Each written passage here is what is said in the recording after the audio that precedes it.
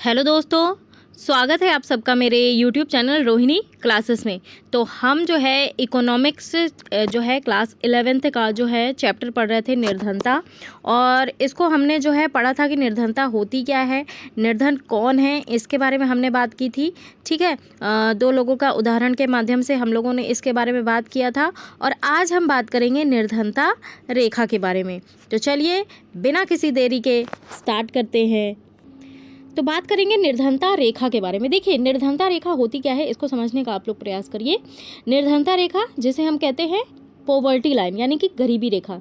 ठीक है, ये जो है आय के ऐसे स्तर को कहते हैं जिससे जो है कम आमदनी पर, ध्यान रखेंगे, जिससे कम आमदनी पर इंसान अपनी भौतिक ज़रूरतों को पूरा करने में असमर्थ रहता है।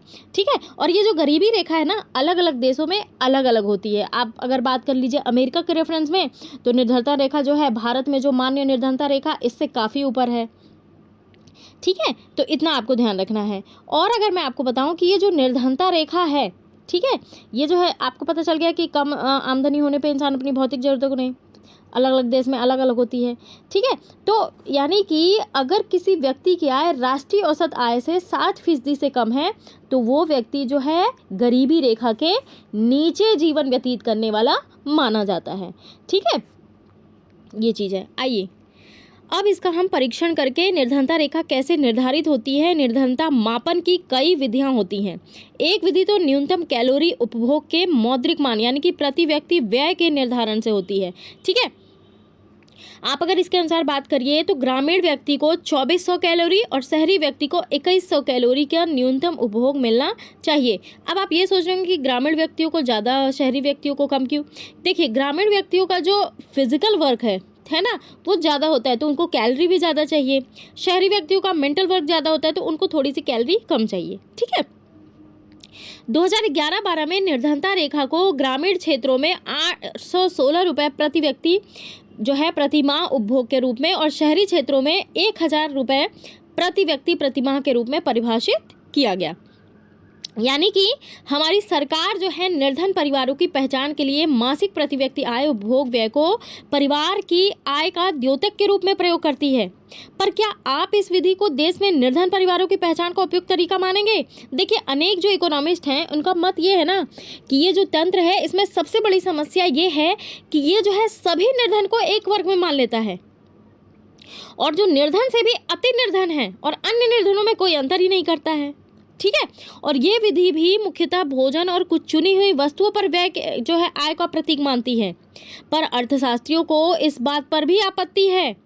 इससे सरकार की सहायता के पात्र जो है व्यक्तियों के समूचे समूह का निर्धारण हो जाता है, पर इसकी पहचान नहीं हो पाती कि सबसे अधिक सहायता की आवश्यकता किन निर्धनों को है। अगर मैं आपको भारत के रेफरेंस में बताऊं, देखिए, भारत जो है दक्षिण एशिया में स्थित है, आप सभी को पता है, सबसे बड़ा उपमहाद्वीप है।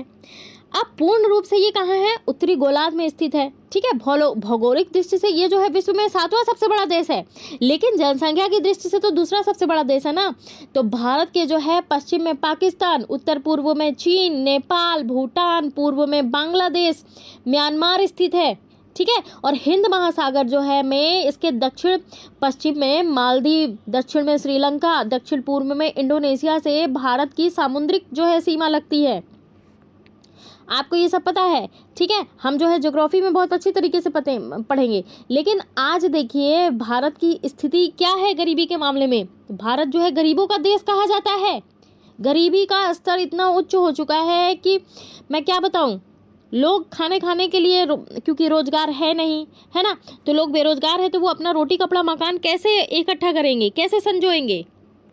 और मैं आपको बताऊं कि भारत में निर्धनता जो है एक ऐसा विषय है ना जिस पर जितनी ज़्यादा बात की जाए उतनी ही कम है। ठीक है, ये आप जान लो, इसलिए मैं आपको बता रही हूँ। ठीक है, निर्धन कौन है, निर्धन के लक्षण क्या है। अगर आपने देखा होगा, प्रायः सभी क्षेत्रों, गांवों और शहरों में निर्धन वर्ग पाए जाते हैं। जैसे आपने देखा होगा रेलगाड़ी के पास गली में काम करने वाले मोची, मालाएं गूंथने वाली महिलाएं, कागज कतरन बिन वाले, है ना, फेरी वाले, भिखारी। शहरी क्षेत्र में जो है अति निर्धन और जोखिम भरा जीवन बिताने वाले वर्ग, और इनकी परिसंपत्तियां जो होती है ना इतनी कम होती हैं कि वो अपना 2 वक्त का खाना गुजर बसर करने के लिए भी नहीं इकट्ठा कर पाते हैं, काम करने के बावजूद भी। ठीक है। तो ग्रामीण क्षेत्रों में निर्धनों के पास तो प्रायः भूमि होती नहीं है ना, और यदि उनके पास हो तो वह जो है सूखी और बंजर होती है, क्योंकि उनके पास संसाधन नहीं है ना, वो निर्धन है। ठीक है। तो निर्धन परिवार के सदस्यों को तो दिन में 2 बार का भोजन भी नहीं मिल पाता, और ये जो है शाश्वत सत्य है। ये बुनियादी साक्षरता के साथ साथ रोजगार से भी वंचित रहते हैं। मैं आपको बताऊं कि कुपोषण हो गया, अस्वस्थता हो गया, अपंगता, गंभीर बीमारियां जो है इन्हें शारीरिक रूप से कमजोर बना देती हैं। ठीक है, आगे बढ़ते हैं।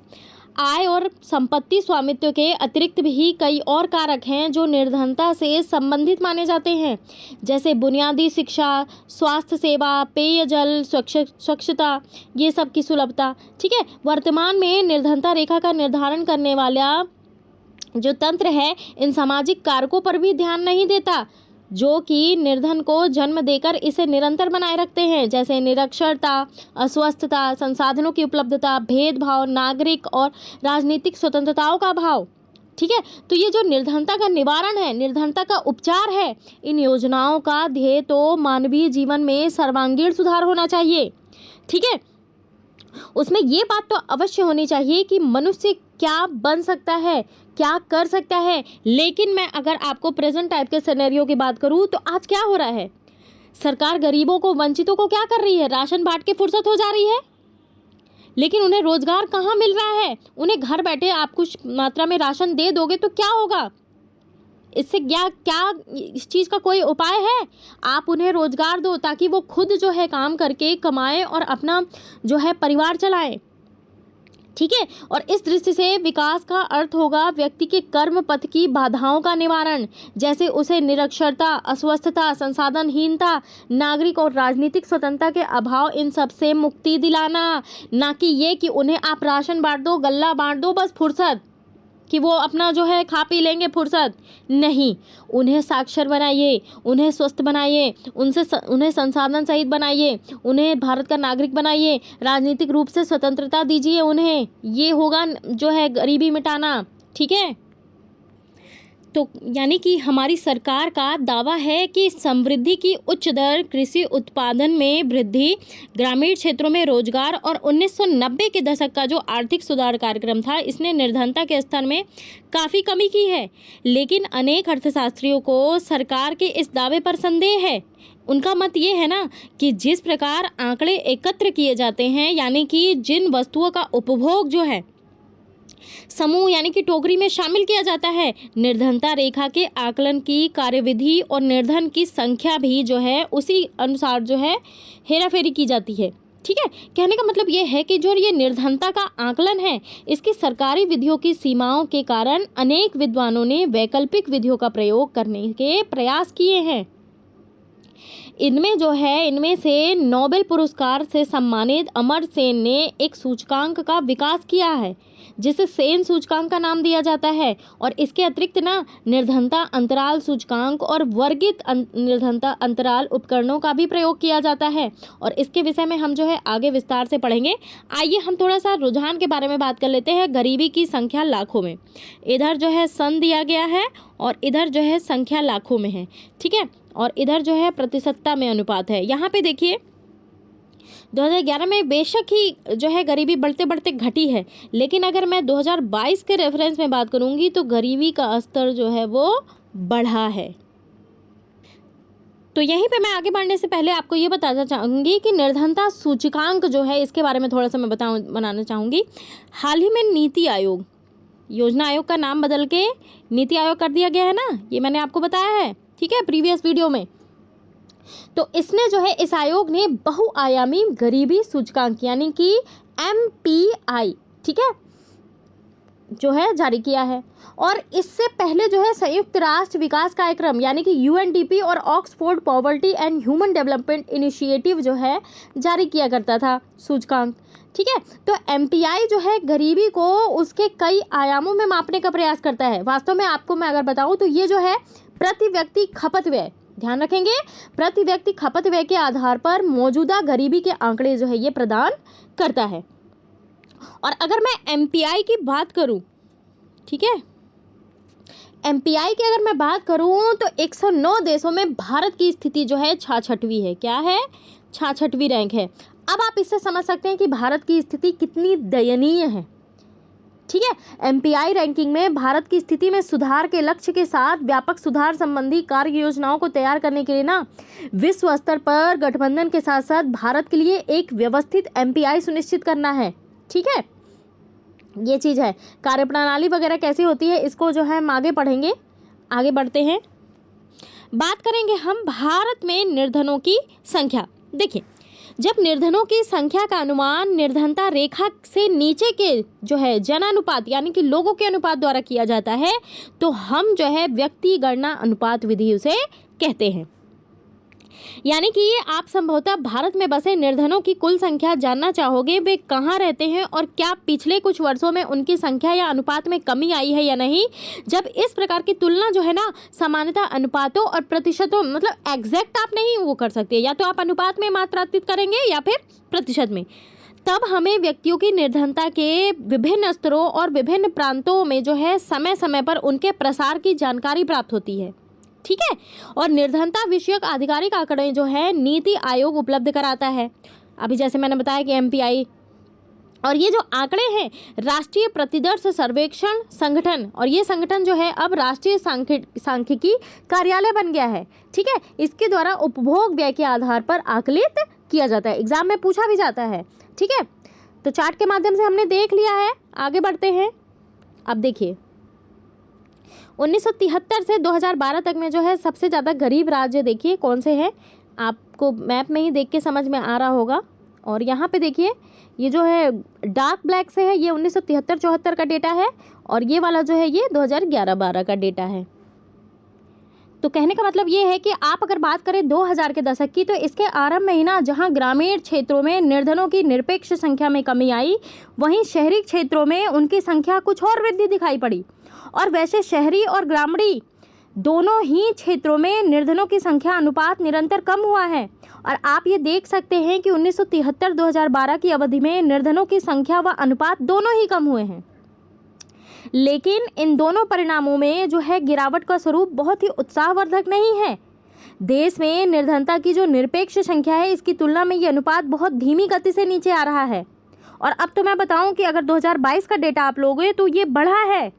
ठीक है, अगर मैं बात करूं बिहार की, झारखंड की, तो यहाँ पे गरीबी का स्तर मतलब आप पूछिए ही मत। ठीक है, देश में निर्धनता की निरपेक्ष संख्या की तुलना में यह अनुपात बहुत धीमी गति से नीचे आ रहा है। ठीक है, गरीबी में जो है राज्य स्तर के रुझान आप चार्ट में देख चुके हैं, और चार्ट में दो पंक्तियां जो हैं दी हुई हैं। ठीक है, 1973-74 और 11-12 की ये हमने देख लिया है। और उस समय भी बिहार गरीब था, और आज भी अगर मैं बात करूं तो बिहार में सबसे ज़्यादा गरीबी है। गरीबी स्तर को जो है आप जो है 4 राज्यों में गरीबी का स्तर जो है एकदम उच्च है, ओडिशा, मध्य प्रदेश, बिहार और उत्तर प्रदेश अभी भी राष्ट्रीय गरीबी के स्तर पर ऊपर हैं। ठीक है, आंध्र प्रदेश, राजस्थान, पश्चिम बंगाल, तमिलनाडु ने अन्य राज्यों की तुलना में काफ़ी बेहतर जो है गरीबी के स्तर को कम किया है। ठीक है, अब ये है कि निर्धनता है क्यों, क्या ऐसा कारण है कि लोग निर्धन हैं। आप ये अगर बात करें तो समग्र निर्धनता जो है वैयक्तिक निर्धनता का योग ही है। निर्धनता की व्याख्या जो है अर्थव्यवस्था में व्याप्त इन समस्याओं के कारण भी हो सकती है। आप देखिए निम्न पूंजी का निर्माण, आधारिक संरचनाओं का अभाव, मांग का अभाव, जनसंख्या का दबाव, ठीक है, और सामाजिक कल्याण व्यवस्था का अभाव। ठीक है, अब ये आपने पहले ही अध्याय में देख लिए हैं आपने कि भारत में ब्रिटिश शासन के बारे में आपने पढ़ा, ये बहुत अच्छी तरीके से मैंने पढ़ाया है। वैसे तो उस शासन व्यवस्था के प्रभावों के विषय में अभी भी विवाद चल रहा है, पर भारत की अर्थव्यवस्था और जन सामान्य के जीवन स्तर पर ना उसके बहुत नकारात्मक प्रभाव पड़े हैं। अंग्रेजी राज के समय बड़े स्तर पर औद्योगिकरण हुआ है। इंग्लैंड में लंकाशायर विनिर्मित सूती कपड़े के आयात ने काफ़ी मात्रा में जो स्थानीय उत्पादन है इसको विस्थापित कर दिया, और भारत जो है कपड़े के स्थान पर सूती धागों का निर्यातक होकर मात्र रह गया, है ना। और अंग्रेजी राज की अवधि में ना 70% से अधिक भारतीय कृषि पर आश्रित थे, यानी कि ये उस क्षेत्र में जीवन निर्वाह पर अन्य बातों की अपेक्षा अधिक महत्वपूर्ण प्रभाव पड़ा। अंग्रेजी नीतियों ने ग्रामीण करों के भार को बहुत अधिक कर दिया था। जिससे व्यापारी और महाजनों को ना बड़े भूस्वामी बनने में सहायता मिली। ब्रिटिश राज में भारत ने खाद्यान्नों के निर्यात आरंभ कर दिया और जिसके परिणाम स्वरूप 1875 से 1900 की अवधि के अकालों के दौरान 260 लाख व्यक्तियों की मृत्यु हो गई। भारत के रेफरेंस में अगर मैं बात करूं तो भारत में अंग्रेजी राज का मुख्य उद्देश्य तो यही था कि उन्हें भारत में अपने निर्यात का बाजार मिल जाए और भारत जो है अंग्रेजों के ऋण का भुगतान करता रहे और अंग्रेजी साम्राज्यवादी सेनाओं के लिए मानव शक्ति प्रदान करता रहे। तो ब्रिटिश राज ने करोड़ों भारतीयों को निर्धन बना दिया, हमारे प्राकृतिक संसाधनों को लूटा, उद्योगों के सस्ते दामों पर अपना उत्पादन जो है अंग्रेजों के हाथों में बेचना पड़ा, हमारे खाद्यान्नों का भी निर्यात कर दिया गया। कितने ही लोग अकाल और भूख के कारण मर गए। 1857-58 में स्थानीय नेताओं को हटाने, किसानों पर भारी कर थोपने और अन्य आक्रोशों ने ना सिपाहियों द्वारा अंग्रेजी शासन के खिलाफ विद्रोह भी ले लिया। आपने 1857 का विद्रोह पढ़ा है। और ये देखिए आज भी कृषि ही ग्रामीण जनता की जीविका का मुख्य आधार है। ठीक है, भारत जो है कृषि प्रधान देश है, आप सभी को पता है, और भूमि ही उनकी प्राथमिक परिसंपत्ति है। भूस्वामित्व को ही भौतिक संपन्नता का प्रमुख निर्धारक माना जाता है और कहा जाता है कि जिसके पास जमीन है वही जो है जीवन स्तर सुधारने में समर्थ हो सकता है। बात करूं मैं आफ्टर इंडिपेंडेंस यानी कि स्वतंत्रता के बाद की, तो इसमें जो है सरकार ने भूमि के पुनर्वितरण का प्रयास किया। जिनके पास अधिक भूमि थी उनसे भूमि लेकर उसे भूमिहीनों के बीच बांट दिया गया, जो अपनी ही भूमि पर मजदूरों के रूप में कार्य करते थे। लेकिन इन प्रयासों को सीमित सफलता ही मिल पाई। क्यों? क्योंकि अधिकांश किसानों के पास जो खेत थे वे बहुत छोटे थे। उनके पास भूमि को उपजाऊ बनाने के लिए धन तो था नहीं, योग्यता का भी अभाव था और जोतों के आकार जो है व्यवहारिक रूप से बहुत छोटे थे। अधिकांश भारतीय राज्य के पुनर्वितरण की नीति को लागू करने में भी असफल रहा। ठीक है, ग्रामीण भारत में जो बसे निर्धन थे वो अधिकांशतः जोतों के विखंडन हो रहा था। छोटी छोटी जोतों से जो प्राप्त आय होती थी वो परिवार की मूलभूत आवश्यकताएं ही नहीं पूरी कर पाती थी, तो आजीविका क्या करेंगे। आपने सुना होगा कि कृषि और अन्य घरेलू आवश्यकताओं हेतु लिए गए ऋणों का भुगतान न कर पाने के कारण किसान आत्महत्या कर रहे थे। क्यों?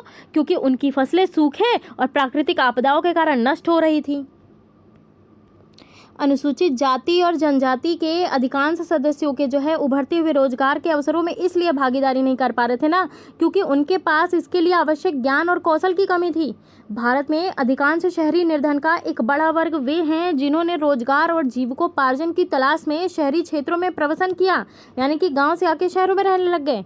और औद्योगिकरण जो है इन सबों को काम दे पाने में फेल रहा। शहरी लोग बेरोजगार है या तो अनियमित मजदूर हैं जिन्हें कभी कभी रोजगार मिलता है, और ये अनियत मजदूर समाज के बहुत ही दयनीय सदस्य हैं। क्यों? क्योंकि इनके पास रोजगार, सुरक्षा, परिसंपत्तियां, वांछित कार्य कौशल, पर्याप्त अवसर निर्वाह के लिए अधिशेष ही नहीं होते हैं। यानी कि निर्धनता का संबंध जो है व्यक्ति के रोजगार के स्वरूप से भी होता है। बेरोजगारी, अल्प रोजगार, कभी कभी काम मिलना, ये सब। ठीक है, और शहरी और ग्रामीण मजदूरों को ना ऋण लेने को विवश कर देते हैं लोग, उससे उनकी निर्धनता और ज़्यादा बढ़ जाती है, कर्ज में डूब जाते हैं वो। ठीक है, ये भी एक निर्धनता का बहुत महत्वपूर्ण कारक है। खाद्य पदार्थों, आवश्यक वस्तुओं के दाम जो है विलासिता की वस्तुओं से कहीं अधिक तेजी से बढ़ रहे हैं। इससे भी निम्न आय वर्गों की कठिनाइयाँ और अभाव और बढ़ जाते हैं। आय और परिसंपत्तियों के वितरण की विषमताएं भी जो हैं निर्धनता के समस्या को बनाए रखने में अपना योगदान दे रही हैं। और ये सब कारक है ना, कुल मिलाके समाज के दो वर्ग में विभाजित कर दिया है। एक तो वो जो उत्पादक संसाधनों के स्वामी हैं और बहुत अच्छी आय कमाते हैं, तथा जिनके पास जीवित रहने के लिए केवल अपना श्रम है। ठीक है, और भारत में निर्धन धनी के बीच खाई का निरंतर विस्तार हो रहा है।